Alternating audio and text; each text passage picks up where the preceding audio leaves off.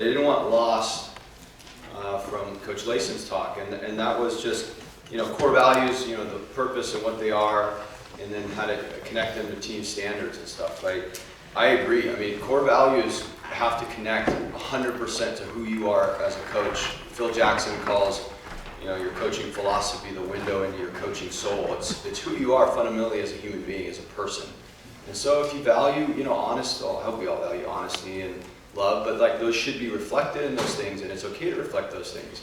And, having grit and teamwork and stuff is important too, but sometimes we go down that cliche road and we read books and we see these things, and sometimes of course, everyone wants grit.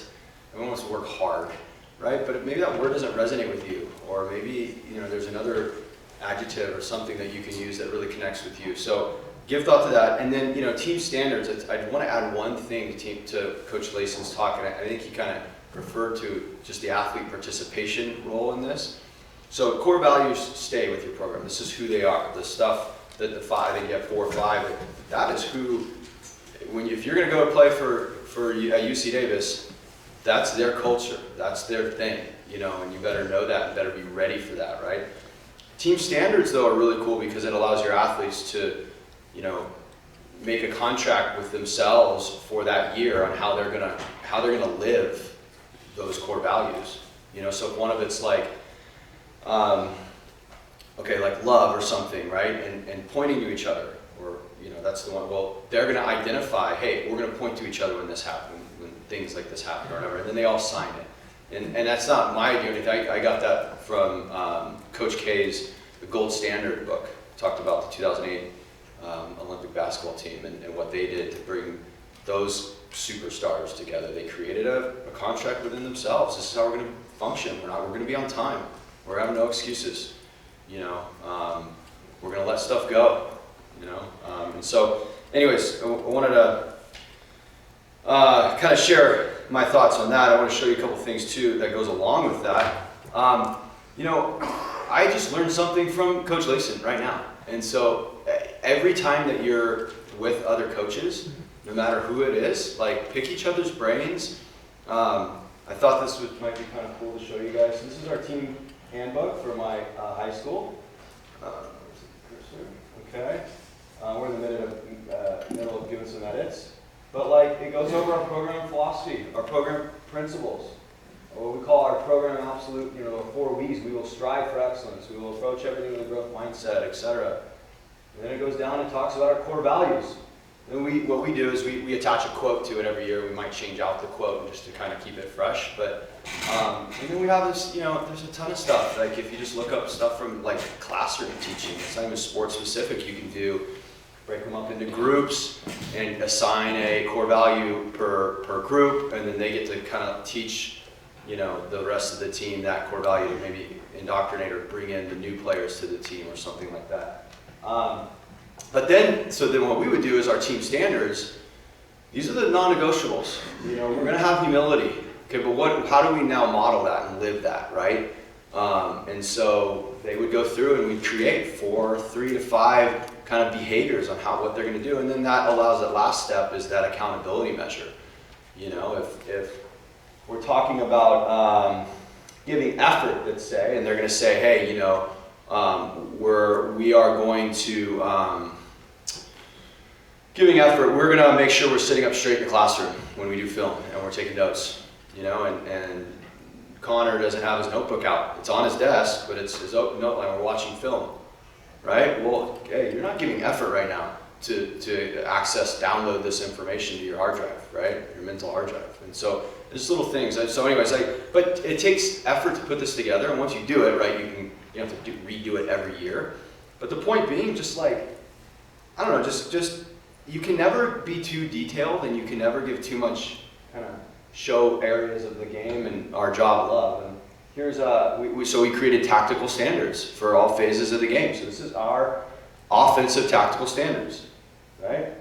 We want to have great spacing through the counterattack. We want to dictate terms by playing ahead. And anyways, so we just kind of outlined how we want to play the game. It's not right, wrong. It's not maybe necessarily what you do or another coach does, but at least our guys start to see kind of the plan. And then hopefully, ideally, as we train these things in practice, they connect back to this stuff. Oh, I see how that drill builds into the bigger picture. Oh, I see. On the film session, I see. And so like Coach Lacey said, you're always referencing back to your core values, right? You know, one of my favorite things is a guy I coach with. He's super smart, and he's a great player, super smart, but it's sometimes he just spits so much information at guys, and especially before a game. And they're 15-year-old kids, right? Their girlfriends are gonna be sitting in the stands, you know, they're whatever, and he's talking about, you know, minute body positioning things, and okay, all that's important, obviously, right? It's all reminders and refreshers of what we've gone over, but at the end of the day, you know what resonates? Hey, go out there, have fun, make plays, you know, keep in mind that we're playing for each other, go out there and grind, get after it. And it kind of just recenters everybody in that moment, and if you've done your job over the course of practices and stuff, it kind of recenters them on these things too, but anyways, I just thought that might be kind of fun to share. Okay, so practice planning. Some of this, you know, was touched on a little bit with Dan, and I think it's good to kind of overlap a little bit, share ideas. I don't know. I'm kind of have issues with anxiety maybe a little bit, but this like makes me really anxious if this is what a practice of mine looks like. I don't know about you guys. I like to be hyper organized. Just got done telling you how organized we are, how much planning goes into this stuff. And by the way, we're teachers. We're high school teachers. Like, and I'm an administrator, and so it's like we have our real jobs, you know. And so it means sometimes waking up at 4:30, crushing a couple hours of work before I got to go to work every now and again, right? But this is a playground in Berkeley, California. By the way, this is an actual, like, legitimate playground by the city of Berkeley, and it gives me anxiety. This is not a playground in Berkeley. This is a playground closer to where I live in Southern California. Way less anxiety, right? Structure, there's soft ground, some shade. Clearly, this is a slide. This is a ladder. There's structure there. There's safety. There's kind of this sense of calmness a little bit. And that's kind of how we want our practices, right? We want them organized. We have our practice plans. You know, maybe we allocate minutes to each thing. We're doing this many minutes for this many, then we're going to this, and everything builds and all these things. And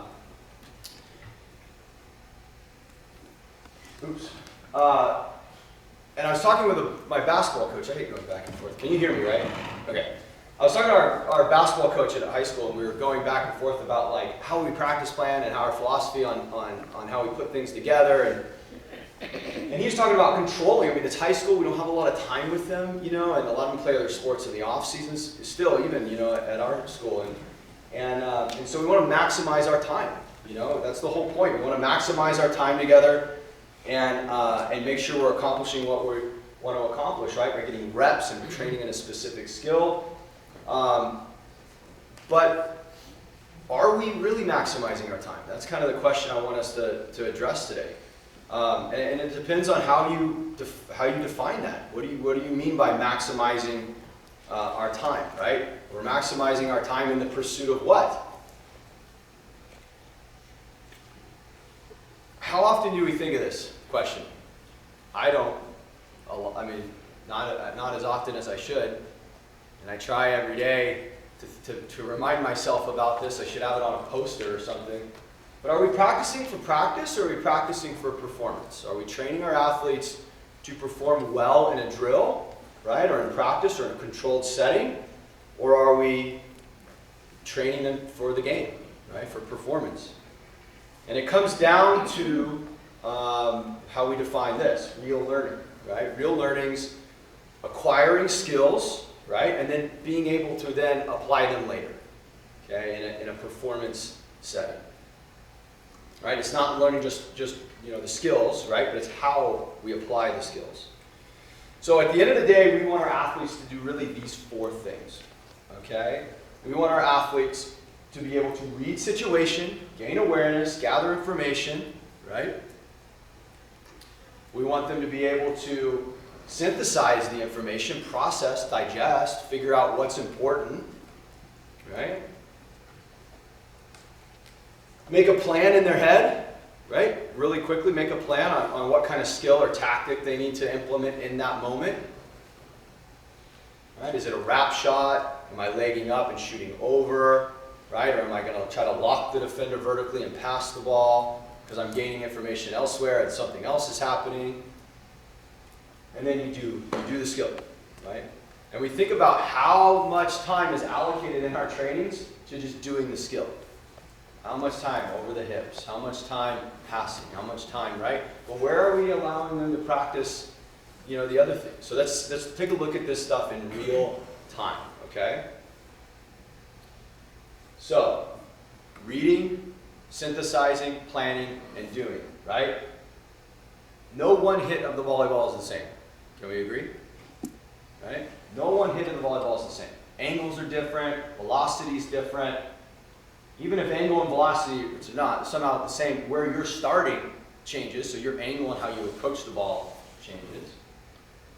Right? And think about how the verbal and non-verbal communication that goes on. That needs to be trained too. How to read body language, responsibilities on where shots go, who covers what. Right? So we want our athletes to read, synthesize, plan, and be able to do those things. So how we structure our practices matter, right? How we structure our practices matter. And so there's two kind of ways to do that. And there's so much research on just teaching, period, which is what we are. We're educators, we're teachers as coaches. But generally speaking, there's block training and variable training, right? And they both have their benefits, okay? Block training is good for closed skills, okay? Or teaching, introducing skills that are straight up new. So you think about a lot of 14 and under athletes, 12 and under, but even high school kids, okay? Very little process, context stays the same, it's very, very controlled. And you can see the opposite's true for variable. I'll let you kind of read through this. I try to highlight some keywords, although it might make it a little more confusing. Take a picture of it. The idea is that there's science that goes behind this, right? And it forces, the cool thing that I found out about the variable training, right, is that in your brain, if you're doing things repetitively, we talk about going in autopilot, right?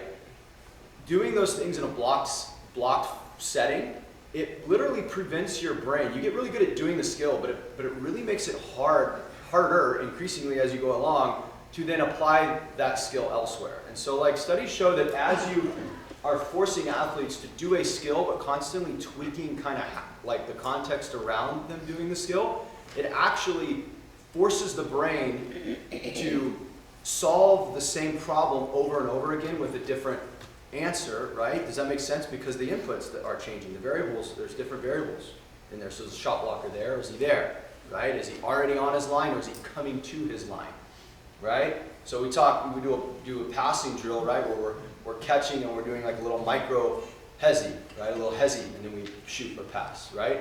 Well, before I even get the ball in a game, if I'm reading that player, there's no way in hell they can cover this ground, right? And the goalie's over there. Well, why am I catching and hezi and all this stuff? I'm just going to catch and skip the ball and score near side, right? So I'm gaining information, I'm developing a plan, I'm synthesizing.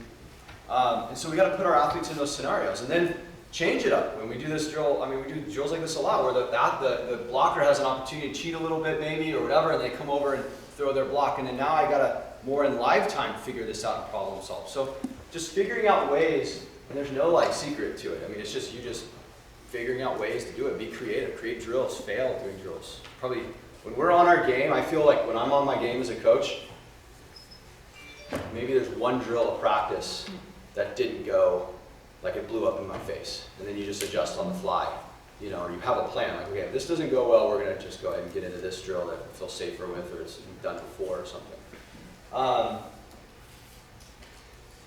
So, again, kind of echoes what we just talked about. It takes away the environment. So let's look at some examples here. So this is going to be block practice, right? They are 100% control of how the ball goes up and how high it goes up.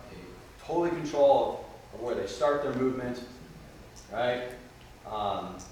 And this is why I'm showing you this is how one little tweak can change the whole thing and make it way more meaningful for our athletes. But here's the example variable, right? Coach is still controlling, it's not like a hard spike or way over here. He's still kind of controlling, but the athlete has to start with their back turn, take a couple steps, and then turn around and track the ball in live time as they're setting their feet judging the angle, etc. So what does this look like in water polo? And I'm sorry, I should have videoed this, right? But what if in a game, or what if in a practice, like, I'm at position 3, the goal's over there, and X3 is coming off into a zone, right? Well, we have an epidemic where players just sit here, they would catch the ball, and then they'd want to move with the ball and ball fake. Well, we just created a drill. You're here like this. As soon as that defender went head and feet out, we kicked a little to our left. We caught the ball and we shot. So we had to catch the ball on the fly as they're kicking one kick to their left, having to get back to their balance, whether hezzying or ball faking or catching and shooting, or entering. But just adding that little different variable adds more context, right? And again, this is science. So Shay and Morgan were 2 researchers, and they did this study on block training and random. They call it random training. Random and variable are the same. I like using variable because it isn't random. You're not just going out there and throwing out a drill random. You put a lot of thought into how to make it random. Does that make sense? So I think we need to differentiate to that. But anyways, it's kind of hard to see. But they did a study teaching a bunch of kids like certain hand movements, right? And so they were very structured in a block setting for one group, and then they used some random practices for the other group. Skill acquisition, so learning the hand movements, way better with the block. I mean, they picked it up right away, and it's hard to see. Okay, with the random, it took them, these are like times to do the skill. It was way different. And even over time, that stayed the case. The random or the variable trainers still, it took them a little longer to perform the drill efficiently than it did the block training. But then when they went to, they called it their transfer test, they transferred over into a performance setting from a practice setting. Look what happened, right? The blocked group, the red group, they were not nearly as efficient as transferring over the skill into it where you had to apply it within context. Whereas the variable group, okay, continued to get more efficient and better at it. And that's because learning doesn't happen like this. And how great, John referenced how great would it be, my kid is, she's like 2.5 and she's gonna do like this baby gymnastic or baby dance class and stuff. We're gonna, pay X amount of dollars a month, and how cool would it be if I just download a manual and learn, the techniques and movements, and then I just teach her that, right? It doesn't work that way. Learning looks like this. You learn a little bit, and then you feel like you're horrible. And then you learn a little bit, and then you struggle, and you're struggling, right? And so this idea of real learning, right? How can we teach our kids these skills, our athletes these skills, and then they can perform it in a performance setting? So they happen in 3 stages. Learning happens in 3 stages. The cognitive stage, right, is where block's really important, okay? And I know this is kind of like data stuff, and it's not like I love data, but I thought it was important to kind of share some of this stuff with you so you have an understanding, this is not just years of experience of coach here or coach there. This is research done by professional teams or academics and stuff that we've taken and applied to sport. So look, tons of errors are going to happen. This is when you're telling an athlete, okay, do it at 50%. Right? They're learning how to move in the water. They're learning how to catch the ball. They're learning how to stay balanced or gain their balance. Lots of demos, right? Stage 2 is where you're starting to kind of connect the skill and apply it to. And so this is where you really want to live in this area in training. So, you're teaching a new concept, that's fine. Use block, but very quickly get into variable trainings. And then know that the learning is going to go like this, and then go to like this, and maybe hover for a while. And then eventually it goes here. But when you're training for performance, or you're training for practice, right? When you go to that performance setting, you're going to have athletes that can transfer those skills over, right? And then of course stage 3, this is like professional athletes. Okay, think of it, it's purely variable. Frankly, variable is the best way to train. A lot of research shows, but you're always going to have to bounce back and forth between block. You're always going to have to bounce back, and that's just your call as a professional, as the coach, and when to kind of tease with that. But having your athletes struggle is a good thing. Having them fail is a good thing. Having them become frustrated is a good thing when it's in pursuit of this stuff. This is our women's volleyball coach. He was a very good volleyball player himself, Coach Kirale. And it's a cool story about him. Our women's volleyball team, we were good, but we weren't like the best in the world or anything. And when he took over, a short period of time later, he led them to their first ever world championships in women's volleyball. And what's interesting about that is when he took over the program, he went and watched the senior team train and practice. And he was amazed by their athleticism. I mean, they're freaking the best players in the world, right? Some of them. But they weren't performing. They weren't winning at that level. And all drills looked so clean. And they were jumping up super high, spiking the ball. They were successful all the time. And he noticed that there weren't any failures. No one was struggling. They were doing things that they only felt comfortable in doing. Imagine like a big home run hitter only hitting fastballs, only going yard the whole time. They weren't working on other facets of their game, right? So they're looking and feeling really good about themselves. So he developed this kind of idea about practicing ugly or training ugly. And the idea is, look, you always want to find yourself on a path of continual improvement. And if you're only doing things that are making yourself feel good about yourself, then you're not on that path. You're just kind of hovering in areas that you're already succeeding in. Okay?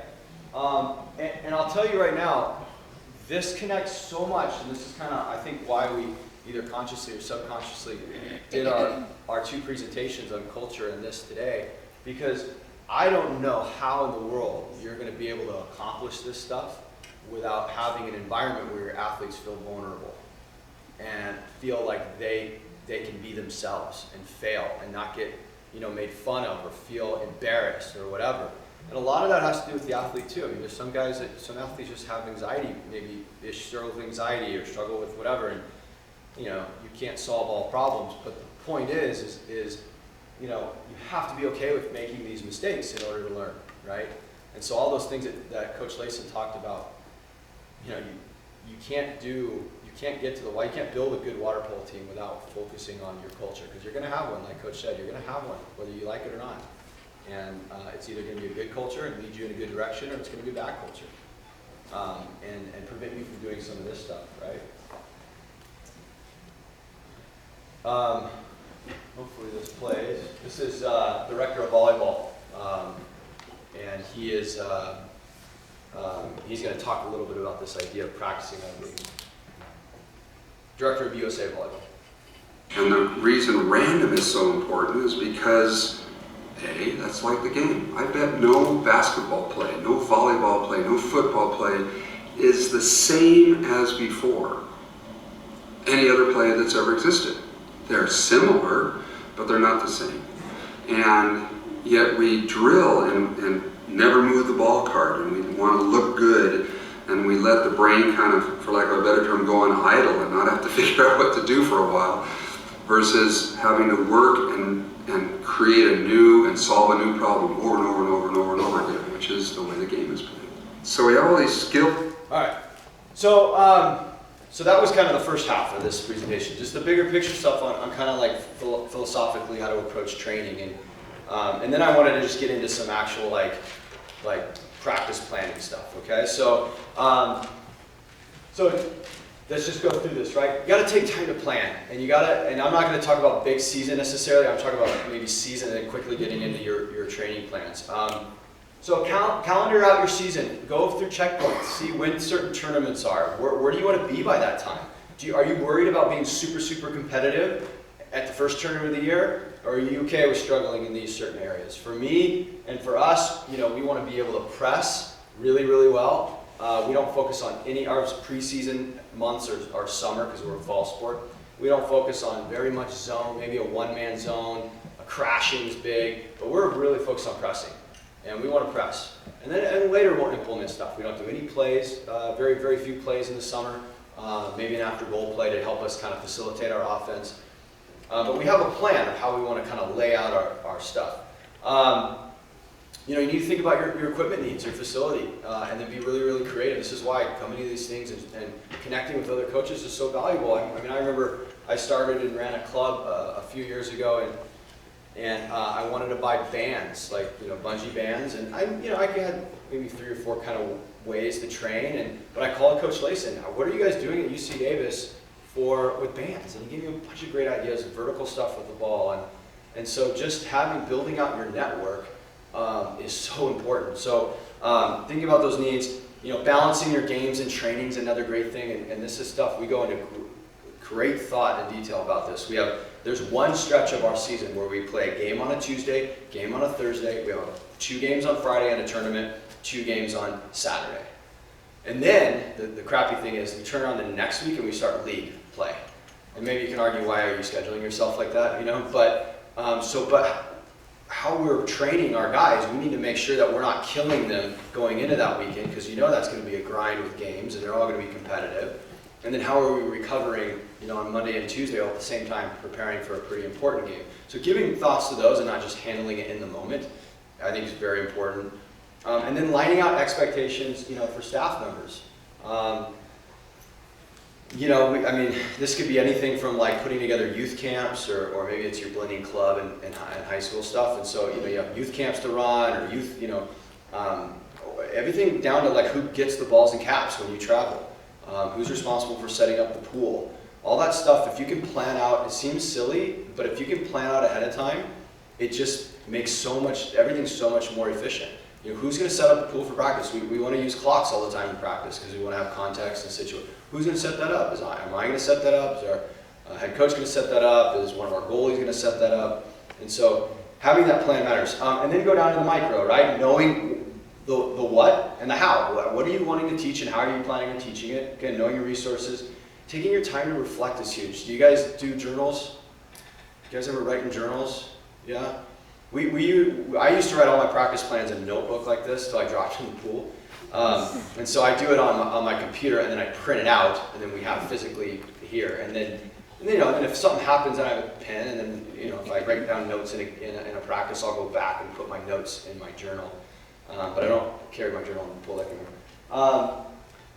And then how are you developing the holistic athlete, right? Sometimes it's important to just like getting a water break after a conditioning set, like build in time to like go put your arm around someone, or go ask them about their math test, or hey, did you get that one thing made up? Like all that stuff is really, really important. You can't just be water polo all the time when we're together, because you got to connect with the human.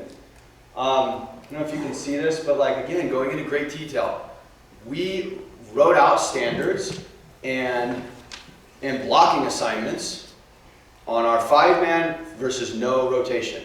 And then we have 5-man versus 6 in, 1 in, 2 out. What if 6 in, 2 dives with them and slides out on the baseline, and 1 goes pocket? There's kind of 5 or so scenarios on a power play that usually happen. How are we going to defend it? So you start with a big picture to start, right? And then we go back down and scaffold and say, what drills can we create out of this? We've got to be able, when the ball swings, we've got to be able to cover this guy's got to be able to cover this line. Okay, let's create a shooting drill out of it. And then the shooters get to work on their micro movements of catching the ball and hazing and shooting or whatever. There's no secrets. It's no like, hey, Coach Layson, what's your favorite 6-on-5 drill or something? You pick brains on like, hey, dude, we suck at covering near side lows. When the ball swings to position 1 or 6, we get blasted. We can never, and then you can kind of problem solve stuff out and create fun drills. But it's just trial and error, creating drills that are going to help your team. Because guess what? The drill for your team, for a 5-man, maybe is not going to be applicable to me because we don't struggle with those things. And so you'd be wasting, I'd be wasting my time, or you'd be wasting your time. I don't know how you guys plan. I have a friend of mine, and it's like nails on a chalkboard when we talk about stuff. He plans out his whole season, 3 months, what he's going to do, when he's going to do it. And I will tell you, he learned a lesson because one of his best players, 3 weeks into the season one year, came and, hey coach, my dad got a job in Michigan, we're moving. Crap. He kind of revolved a lot of stuff around this guy, and then he had to change, and then his goalie broke his nose. So now you got to change it. He couldn't zone a lot because the goalie was really good. So point being is you want to plan ahead, but you can't plan too ahead. So I found it helpful to plan like a week ahead. and then leave yourself on the back end maybe one day as a free kind of catch-up day, okay? And then as you work back, so as you progress towards the end of the week, you get bigger picture in mind. So if I was going to practice plan for tomorrow, I'd have a really detailed plan, right? It makes sense to me, and it builds into kind of how we move through the week. But then Tuesday is still detailed, Wednesday's still detailed, right? But I'm not getting so detailed as the day before because, again, as we go through stuff, maybe stuff needs to be, we need to stay on something a little longer, and then something gets kicked to the next day, and then that affects the next day training. That's why I found it not helpful for me to plan so far in advance. So starting with the end in mind, after practice, reflect. Right, talk to your assistant coaches. What went well, what didn't. The guy I coach with lives about 45 minutes to an hour away, so he usually wants to talk on the phone. He probably just wants company, but we get a lot of really good talks today. That worked really, really well today. We need to make sure we go back to that. We didn't spend enough time with that, or that didn't really work very well. I think we need to make this tweak. I don't know where I found this. This isn't necessarily mine, but when I read this, I was like, yeah, absolutely. This is my they gotta be purposeful, right? We gotta have variety. Practices can't be boring, even though we talk about they must suffer and all this stuff, and that's true, right? But context matters. Gotta have variety, gotta make it fun, gotta make it competitive, okay? And it's gotta be game speed, right? And so I think from my experience, if you're hovering around this stuff, trying to implement this stuff, every now and again, maybe you're hitting 2 of the 3 that day, maybe you're introducing a lot of new stuff, and it's not a lot of game speed that day. But maybe you can incorporate some game type swimming involved. Like we do tons of stuff where it's like, we'll do a couple laps of 3 strokes nice and easy, head down, and then 3 or 4 strokes, eyes up as fast as you can sprint. So that kind of change in speed swimming. We'll do stuff where it's like 3 or 4 strokes on your belly, 3 or 4 strokes on your backstroke, whip your hips underneath you and jump vertical. And it's just, that's done in a game, but it's also just getting their body used to moving in the water and getting that relationship with the water. Here's John Wooden's 8 points of practice planning, pretty valuable. Fundamentals before creativity, I think that's kind of touching on a little bit of that block practice, variable practice. And again, you got to be the judge. You got to figure out what's appropriate or not. And how much you want them to struggle. Condition for learning, I thought, was one of the most valuable points. You got to teach them how to learn, right? You really got to teach. We think they're students and they don't know, especially in a water polo context. So when we're in the classroom, you have to sit up straight. You've got to have your notebook out. You just implement rules that mimic and mirror what the expectations would be in a classroom. You got to teach them what to write down sometimes. If you're taking notes in the classroom or notes on the pool deck off to the side or whatever, you got to teach them what's valuable information. And you do that over time, they kind of start doing on their own, they kind of pick up on it, but you got to teach them how to learn. And this is something I think is personal. Try to avoid, Coach Wooden, try to avoid altering the plan. He was kind of famous for sticking to things. He kind of, hey, if we don't get it within this 20-minute block, we're moving on. What's super ironic about that is studies have showed that the human brain doesn't like unfinished business, basically. And so if you were struggling on a drill, or the drill wasn't clicking, or whatever, the students or athletes would go home. When they go to sleep at night, their brains are still trying to solve those problems, right? Your balance in the water, your feet, whatever. And then when they go back the next day, they are a little better at doing the drill. It's kind of fascinating. So there is some, merit to this. You don't always have to master everything. I just have a hard time doing that sometimes, and so we got to extend this drill 5 minutes or 10 minutes or whatever, or at the very least maybe end on a good rep or a good something. And then use your time wisely, transitioning before drills. We were talking last night about how many timeouts we get in a game. Timeouts 1 minute, right? 1 minute long, 2 minutes long? 2 minutes long? We get 1 minute where we are. Is that right? In high school? We have a lot of 1 minutes. We get both. Yeah, I get both. Anyways, 2 minutes, think about it. You call a timeout on offense, that's 15 seconds or so while your players are swimming over, right? And then when they get there, they're getting water, they're kind of maybe talking to themselves. So we establish rules for our timeout. We establish rules kind of internally, we can't help it if they can't, it takes time for them to get over to the wall, right? But they need to sprint over. They need to get their butts over. And we videotape our timeouts. We have the person videoing our games. Don't turn it off, they turn and videotape, so we can track how we transition to the timeout. And then we have rules. You know, the coaches will talk at the timeout. Maybe we're doing a play, so we're getting a play sheet out, and we're talking what should we do, subs. And then as they come in, they cannot talk to each other. They come in, they're focused on maybe controlling their breathing, but they're not supposed to start talking to each other, getting chatty and this and that. They're there to get quiet and get kind of recentered a little bit. We're talking a couple seconds, 5 seconds. So as they come in, now we have a plan, we know clear and concise what we want to say, and that's based on maybe some pre-thought before a game, right? We have some plays identified we want to do. You know, there's teams that don't defend well and off movement, so maybe we have more movement-oriented stuff. We're bigger, so maybe we want to get the ball, we want to pound inside the box, and we want to kind of have a presence there. So anyways, so we go, we do the play, right? We tell them, boom, they go out there, and it's just efficient use of time.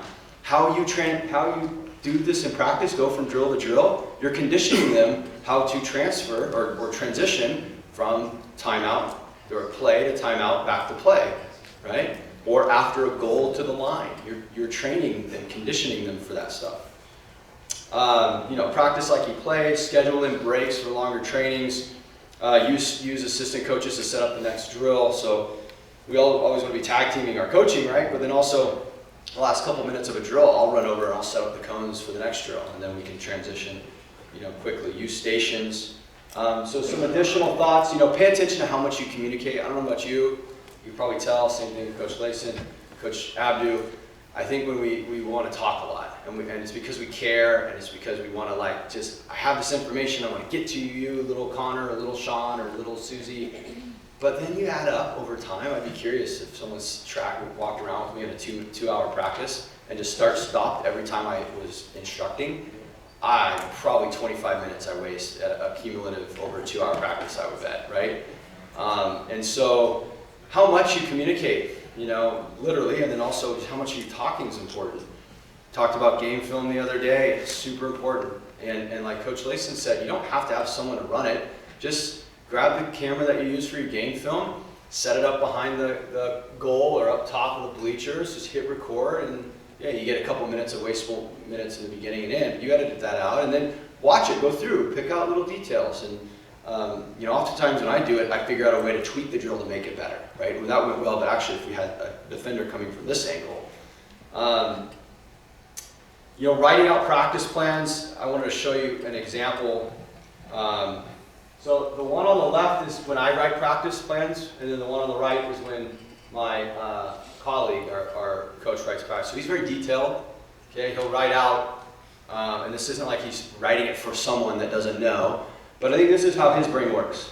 When we have a drill or something, this is how. So his practice plans are like a couple pages long, and we have them on the pool deck, and that's great. It's awesome. You know, my stuff's over here is just a little different. You know. I have shorthand stuff like VBK, vertical breast kick. So I don't have to write vertical breast kick all the time. I just know that when I write VBK, it's vertical breast kicking.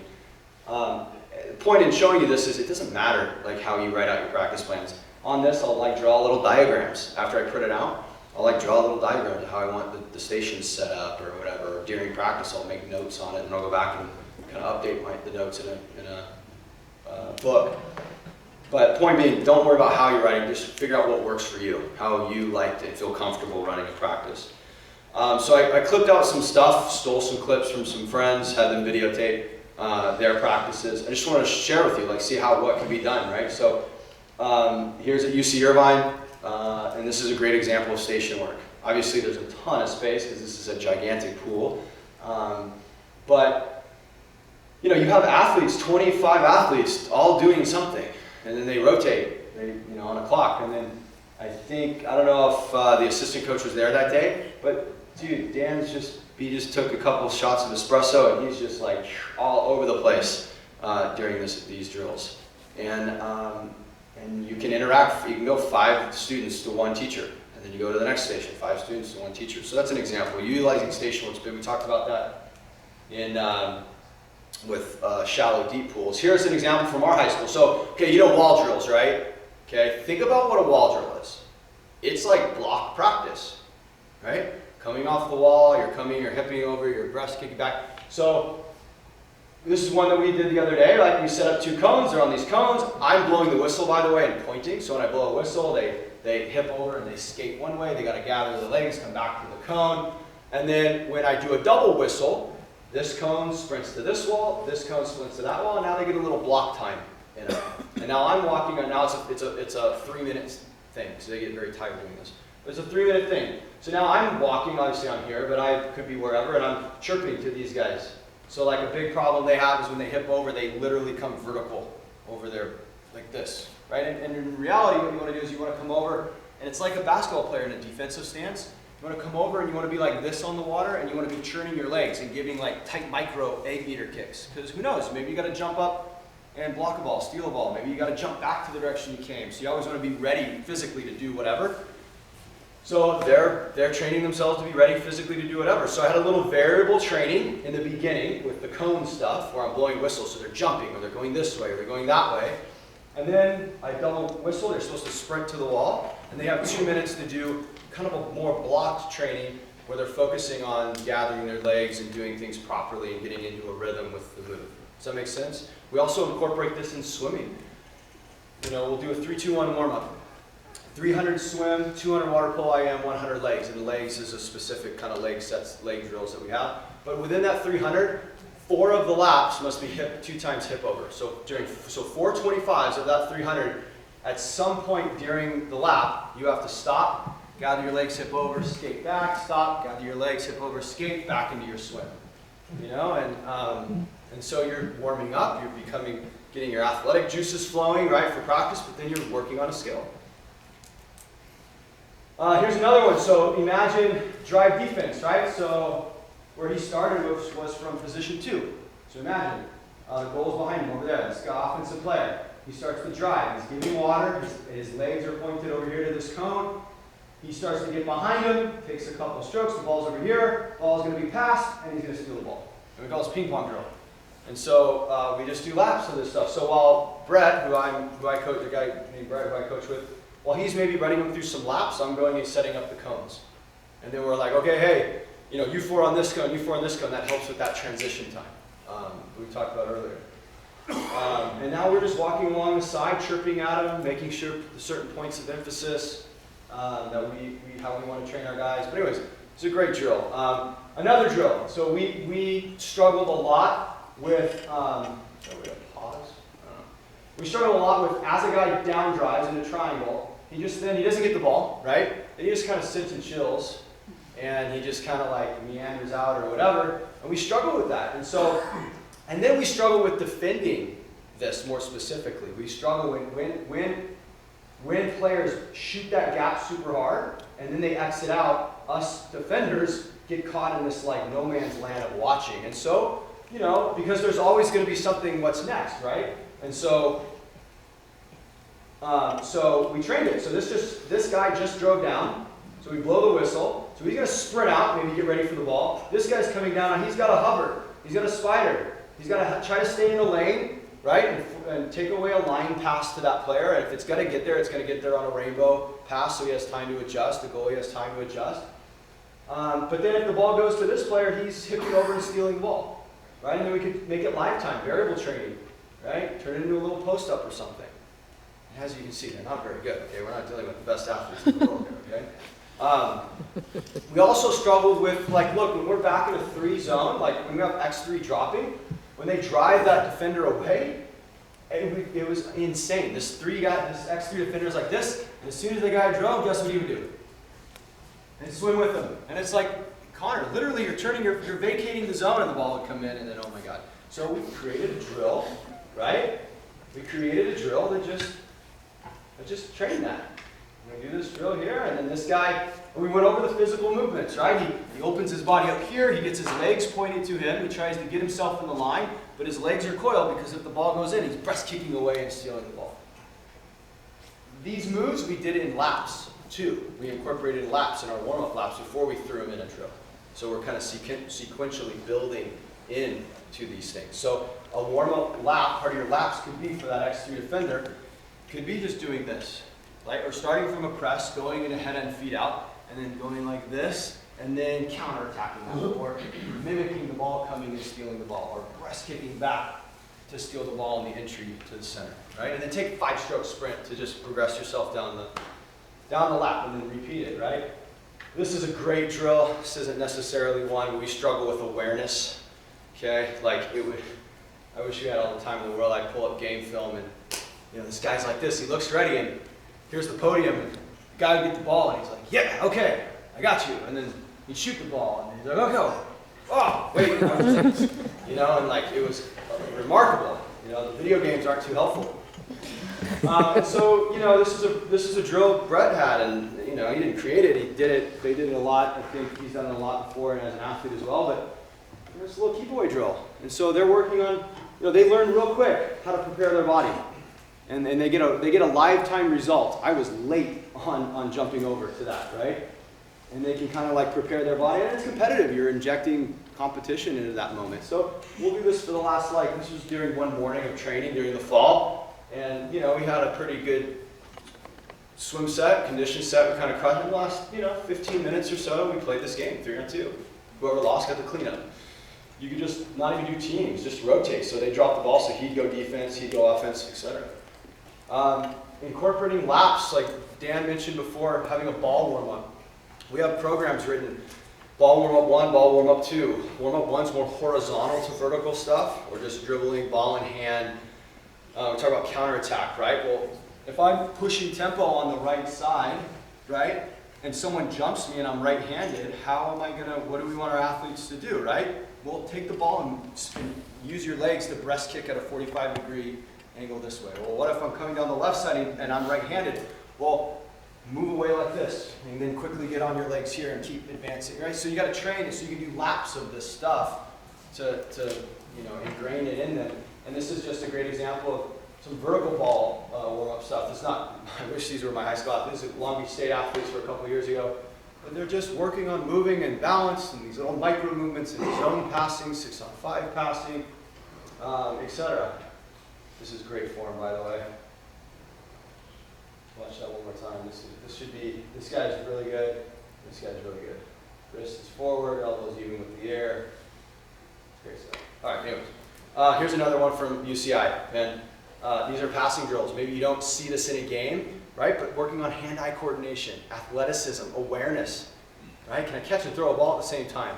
Maybe you don't do it in a game because you don't have 2 balls in a game, but it's just developing skills, like soft skills that you need to be successful in a game, right? And so Dan, Clute, this guy here, will just give them a passing scheme. And they do these things kind of regularly anyway, so they kind of know, they have a name for the drill, they know what's passing to do. Well, we do double ball passing all the time, where I'll pass on a line and Dan would lob to me, or double ball passing where we go 2 hands, or alternate, or things like that. So we talked about pressing. That was going to be the last of the videos. Talk about pressing. So there are laps to teach, right? And so these are, and they have them. We have them online, and I can, if you email me, or we can email a link out. I have a ton of this stuff. This is again Long Beach State guys. I went and videoed them doing all these drills with Gavin, and so they would do laps, right? So you do laps of this stuff, right? And then pretty soon, you would add then a partner. You would do a one-on-one stuff with a ball. And then, fast forward.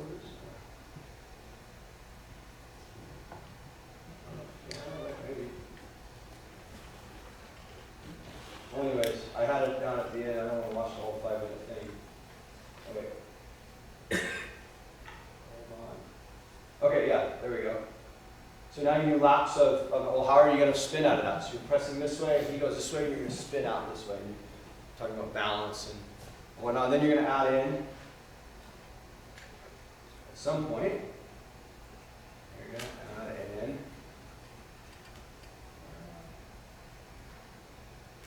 yeah, someone with a ball now. Now you're just doing spar work. Yeah. Can I ask you something? Yeah. Why when you teach lunges, you keep their palms on the inside like this? Yeah, because you can't grab anyone, and you can't attack anyone's neck or head with your palm to your face. So it's That's an NCAA rule or no, it's a philosophical rule. Like if I'm pressing you, and I'm out like this, to the referee's perspective, right? If my hands, you can't always stay this clean, right? But if your palm's to your face and you're here like this pressing, you're not grabbing and holding him. You're making it very clear to the You referee. need to show to the ref that I try to play clean defense without grabbing the opponent, right? Yep. That's why you jump like this. Yep. In theory, if you attack their shoulders, their neck, or their head, it's a foul, right? And so if you're overplaying their strong side, you're fucking, what we talked about yesterday, turning their chest away from the box, right? If you're overplaying their strong side and you're using these alternating palm lunges or these kind of short kick, long But kicks. still, you use this part of your arm Mhm. to put them under water. So Nope. it's still a foul. Nope. No, watch. Come here. So if you stand there, you have the ball in your right hand, right? So I would be, and again, this is great because we got to practice this stuff, right? So ideally, I'm just like this. I'm just here. And yeah, there's going to be contact, but that's, your idea, look, the referee, the guy in the white suit's going to call foul, no matter what you do, okay? Can we delay the foul, though, right? So there's a huge difference in he gets the ball and I go here, like this, Yeah, that's a foul. right? But can we go here to this and get him to churn? And then I turn like this, I can steal the ball. Or I force him to turn back that way and I come this way. And it's like cornering a cat or a mouse in the garage, right? You don't go right for the mouse, you kind of get it and you just kind of keep it there and it stays in the corner. You know what I mean? Does that make sense? Yeah. Stall 3 seconds, he passes, Dan does it, 3 seconds, we've stolen 6 from you. The whole thing has time to overlap. Yeah, Senator Finner has time to adjust. All those opening and closing windows we talked about, right? The kind of synchronization you want as a team. So anyways, and then you build in laps with the balls on this stuff. And so 3 kind of things, like you see the 2 short, 1 long stuff. Alternating palm face lunges, you just do laps of this, and you every third, you do a spin, you do short and long kicks. And then you just do live sparring, and they get to figure out how their body moves. And there are some coaches that don't value like opening your body and turning. Okay, you don't have to do that. But one coach, I know he just like kind of like, it's not stroking after, but it's just like this at the strong side. Again, I'm not grabbing or touching him in his shoulders or whatever. Not to say that you never do that you're going to have to grab sometimes, and you're going to have to hold and protect your body. That's not a bad way of pressing. Just understand the foul might come a little quicker, right? But from there, right, we do a drill where I'll hold the guy's shoulder or bicep here like this, and he tries to go draw a foul, and we go in that hang time, that hang Jordan thing I talked about yesterday. We'll hold a little shake like this. We hold, and let the offensive player do this, and then we come back maybe to a press here, maybe we spin out of it, but we just set up little scenarios that they can do in station work to mimic that. And then the live time game stuff that we would do later in practice, we would make sure that we're not working on zone attack, right? That practice we'd be working on, press and breaking the press that practice, so they get to implement those drills live time. So, variable practice and block practice. I know sometimes we feel more comfortable with block practice. You feel like you're more in control as a coach. And block has its place, but I think if we preach to our athletes to have a growth mindset and to get out of their comfort zone and make mistakes, we should do that as well as coaches. Making mistakes is okay. Doesn't mean that you're a bad coach when a drill doesn't work as you think it should, right? Talk about book selections or book recommendations. These are just some I threw on my desk at work, classroom desk, and snapped a picture. One of the most beneficial ones, Coach Lacey turned me on to this one, right? This is one of his Bibles, if you will. This book by Wade Gilbert is incredibly important. But I will tell you 2 books out of here that fundamentally changed me as a coach and as a coach or a teacher.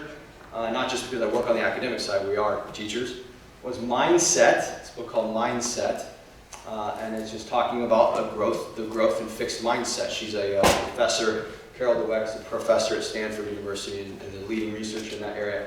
And then this sucker right here, Bill Walsh, the score takes care of itself.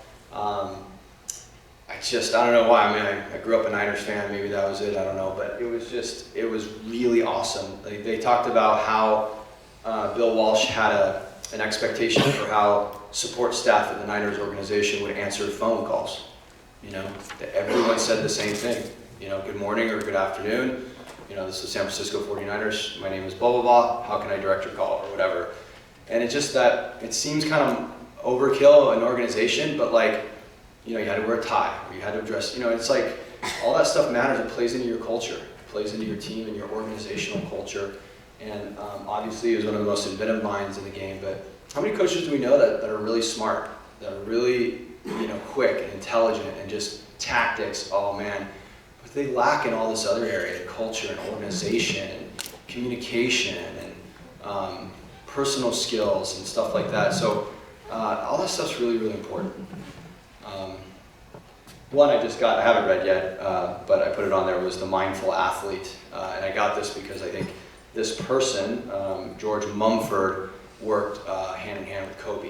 And then when someone recommended the book when Kobe passed away. And so I'm really looking forward to reading that. I've skimmed through a little bit of it, and it's really, but this perfect practice stuff is talking exactly what we just talked about today. Perfect practice about the idea of, what are you training for? Are you training for practice, or are you training for performance? So this is really cool, and they break it down in really digestible. I'm not very intelligent here. My wife's a doctorate. I'm a C student. So this is like information that was like right up my alley, digestible. So anyways, thank you very much. Yes, sir. What's the purple one? This one's the miracle of mindfulness. So it's not a water polo one at all. And maybe this is more so for me personally, not to get frustrated or whatever, but it just, it's something I found super helpful as a teacher, as an educator. We actually, with our guys, we do through an app called Headspace. You guys ever heard of Headspace? It's a paid subscription thing. I don't think it's very expensive, but a couple times a week we do classroom stuff to start practice, and we're in the off season now, but we do meditation. Guys lay on the floor, and this app, turn off the lights, and this app leads you through like a 3-minute or 5-minute, whatever they are, thing. And it's really cool, and I'm not kidding you. The first couple weeks or week, it's silly for the kids, but we're now, a month or so in, and it's working. It's really cool. It's really cool. Kids love structure, kids love discipline, regardless of experience, so we think they love having a box. They love freedom, but freedom within the box, and they love this kind of stuff. Any other questions? Man, Dan gets all the fun questions. I probably lull you to sleep. I just talk and talk. All right, cool. Yeah. So, I mean, what is this like, taking away the fear of failure? Like, what are ways you guys have done that? I've worked with Brett, so Yeah. I'd be scared to fail him. Yeah. 2014 Brett's a little different than 2020 Brett. I'm still.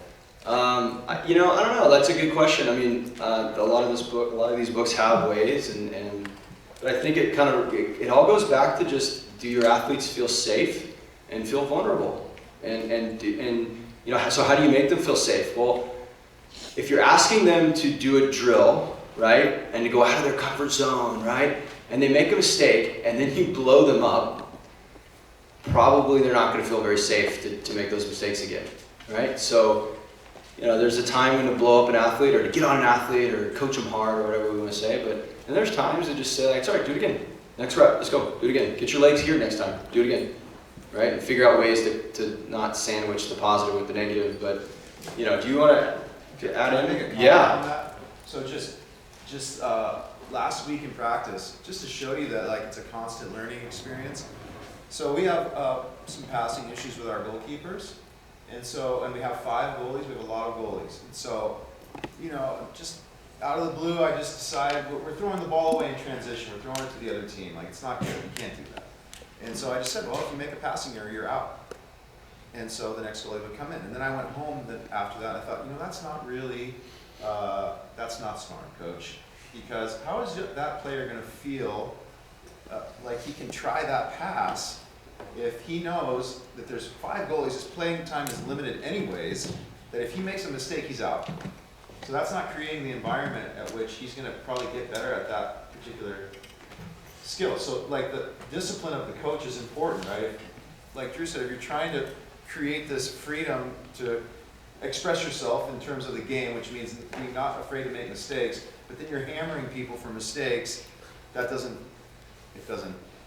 So that's discipline on our part, because the emotions can get into it, and then we kind of ruin the experience. We don't want to do that. I think we hear sometimes too, like the old school coaches or athletes that are retired now, how they grew up in their day, and it was just like, yeah, you know, pressure creates diamonds, whatever the hell. And some people thrive in that arena. Some people do, and it's I don't, you know, and a lot of the kids that I've worked with don't. And so part of you knowing your athletes, maybe some athletes you can be harder on, and then but most, yeah, you want to make sure you have context and awareness. If you're asking them to be vulnerable, don't hammer them for making mistakes. The other thing I would say about that is that there's no real answer, because I truly, honestly feel like there are certain times in life where you cannot screw up. You can't screw it up. Yeah. So, you know, there's that too. Like your athletes need to learn. There's certain instances that you cannot screw up. So it's not always like, hey, well, maybe next time you might want to try to not do that. You can't always be doing that either, right? So that's the balance that you gotta figure out. Yeah. That's the challenge. All right, cool. So, yes. Have you tried, with the mindfulness stuff, have you translated that to the pool, trying to keep the kids in the moment? Yeah. When they do make a mistake and not letting that affect them moving down the road? Yeah, take a crap and flush it is one of our kind of, you know, not core values, but, you know, a phrase that we kind of, you know, hey, like a next play thing, you know. Let's see, taking breaths, like we'll do some controlled breathing stuff in our conditioning, but also at timeouts, we'll bring them over for some instruction time during practice. We'll, you know, maybe it's right off where they're doing some driving and sprinting, so maybe they're a little, you know, breathing hard. Maybe we'll tell them, hey, everybody take a deep breath in, hold it, 1, 2, 3, slow exhale. So build in little moments like that, and then during timeouts, they come in. So their job is, like I said earlier, they come over, right? They're not supposed to talk to anybody. They're supposed to, and it's incredible what breathing does, right? And so all of a sudden, they take 3 seconds to do that while we're finishing up our thoughts. And then I have the board in the play. Brett's down there, he's doing this thing. And our guys are centered, like back to square one. They're focused, they're ready to go. They're not worried about getting kicked or the guy they want to beat up or the play they just blew. They're totally right now in the moment, you know. Other teams had hand signals, like, I forget which team it was, but they had this thing where they just went like this to their chest. Like, it was kind of like pointing to each other, but it was like, was this UCLA? I don't know. But anyways, point being, don't get too cold, too passive. Don't get too hot and pissed off. You gotta stay near. You gotta stay in this neutral zone so you can access information and be there balanced emotionally. And so anytime someone would get pissed, you know, a teammate would just do this, hey, you know. Yeah, I think that was a basketball team. It was a basketball team? Yeah. Point being, it was a great accountability measure built in for themselves, and that's a kind of a mindfulness thing, an awareness thing. You know, we do yoga actually, but we're not like sitting there meditating and all this stuff, mantras or whatever mantras, but we are using elements of this stuff absolutely, and it's really valuable. The flush thing is a PCA thing too. Positive, you know, they don't say crap, but they flush it, right? They say flush your mistakes, right? But this is like kind of science that's been built out. It's like flush the mistake, restart. This thing was a basketball coach thing. The other, my basketball coach in high school had this thing called 2 points. So I think both of you guys said having like what's your phrase for that? So our reset phrase was 2 points, 2 points. Just reminding like it's like next play, right? And you get 2 points, and you get 2 points, and it's like, all right, we gotta get 2, and we move to the next thing. So it's like whatever specific little cultural thing that jives with your group, I think is important for that. We wanted to start